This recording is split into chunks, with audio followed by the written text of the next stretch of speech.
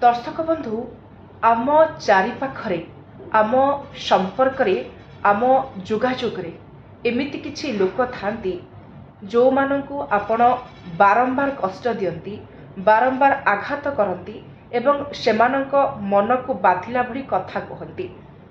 ये समस्त क्षेत्र में होउथबो एवं एमती लोक निहाती आपणक जोगाजोग रे रहुथिबे।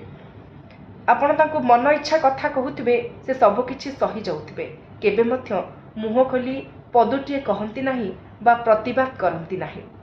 किंतु बेले बेले बा दिन एमिति आसे से एई कथा कहंती जे सबु बेले तू मते आघात दउछु, सबु बेले मते कटु कथा कहूछु, मन को बाधिला भली कथा कहूछु, तते मु केते भल पाउछि, केते स्नेह करूछि, तोर आदर जत्न करूछि, तू मते बुझी पारुनु।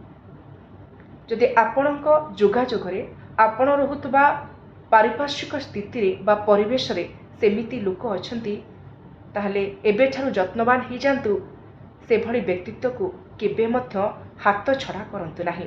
सेमिति लोक खूब कम मिलंती जे आपणक ठारु बारंबार अपमान कटु कथा जंत्रणा पाइबा परे मध्य आपणको अपेक्षा करिथांती जे से निहाती मो सहित कथबार्ता करिवो, मो सहित संपर्क रे रहिबो।